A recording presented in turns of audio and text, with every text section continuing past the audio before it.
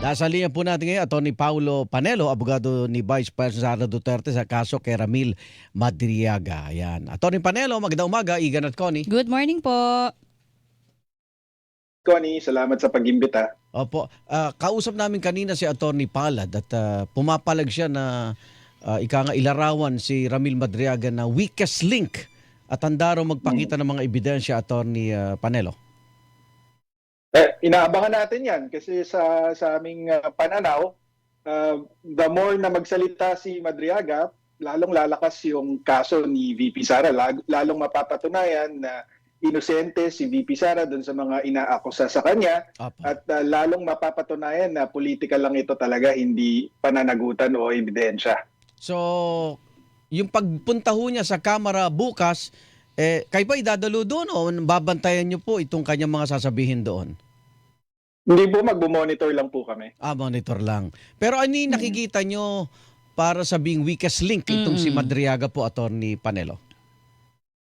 Kung paano namin nakikita? Yun Opo. ba ang tanong, Igan? Opo, para masabing Kasi, weakest link. Ibig sabihin, puro kwento lang ito at hindi niya mapapatunayan yung nangyari. Opo, kasi kami po yung nag-prepare, tinulungan po namin si VP Sara na i-prepare yung perjury complaint laban Opo. sa kanya. Opo. At naisa-isa na po namin yung mga alegasyon ni Ramil Madriaga laban kay VP Sara. At doon sa perjury complaint, napatunayan na namin na nagsisinungaling siya.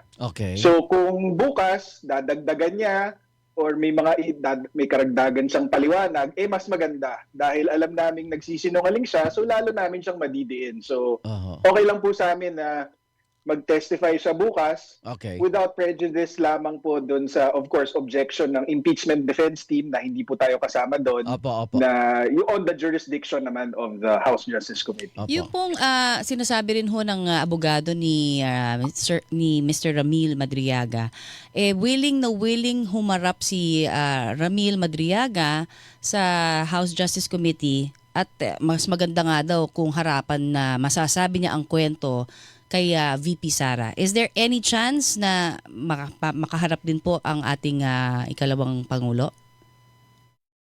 Hindi ko alam kung mag-a-attend siya. Parang ang base sa mga pag-uusap namin ni Attorney Poa, mukhang hindi dadalo si Vice President Sara. Mm-mm. Pero hindi naman po kasi kailangan.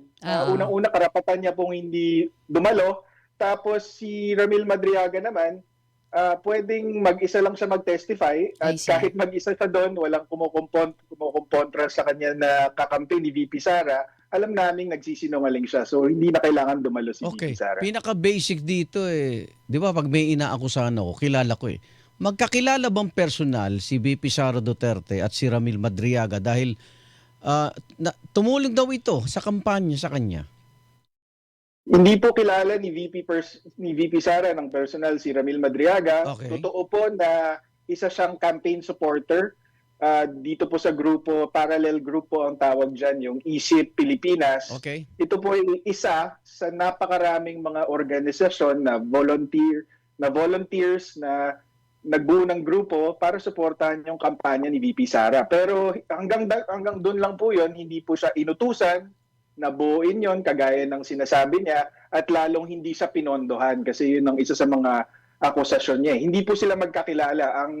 Ang kilala ni VP Sara ay itong si Attorney Ryan Kilala na kaibigan naman ni Ramil Madriaga. Okay. Yun lang po ang connection. So hindi po sila, Hindi sila. direktang magkakilala. So yung paghahatid umano ng pera ng droga at pogo, malabong mangyari yun, Atty. Panelo? Kalokohan yan. Kasi meron tayong mga ebidensyang nagpapatunay na yung mga sinasabi niyang kakilala niya si VP Sara, nagtrabaho siya sa PSG, binuo niya yung VP-SPG, napatunayan na po natin lahat na kasinungalingan lahat yan. Yung So, yung mga larawan po na sinasabi, privy ba kayo na magkasama daw sila dun sa mga ibang larawan? Actually, hindi nga namin kailangan i-address yan doon sa perjury complaint kasi Opo. naglabasan lang naman yan sa social media, pero minabuti na po namin sagutin sa perjury complaint. At pinakita namin na ito, merong mga Zoom meeting doon, mga campaign, mga Volunteers. Zoom meeting nung kampanya, nagkataon may pandemic. So ganun talaga makipagharap sa mga campaign supporters ng mga panahon na yon through Zoom meetings, na meron tayong testimony from Ryan Kilala na siya ang nag-facilitate ng Zoom meetings na yon. Hindi siya one-on-one meetings, it's always with a group. So hindi nagpapatunay yun na magkakilala sila. Yung picture niya sa inauguration, napatunayan natin na hindi pala imbitado itong si Ramil Madriaga sa inauguration. Okay. Ang naimbitahan pala ay si Attorney Ryan Kilala, pero Siya yung pumunta.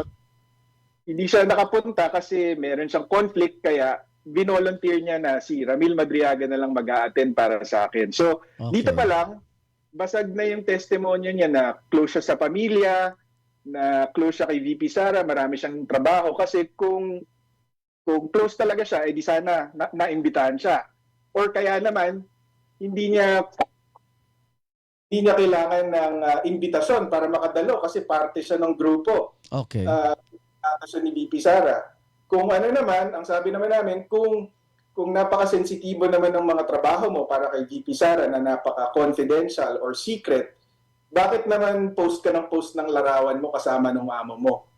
Diba? So it doesn't make sense yung mga pinaparatang niya lang. Okay. Attorney Panelo, after ho ng pagharap ni Madriaga bukas, sana maging libre pa rin kayo makausap namin para ma-assess natin itong development na ito. So salamat to sa oras na ibinigay niyo Thank sa you, amin sir. ngayon para mag-explain. Ingat po kayo.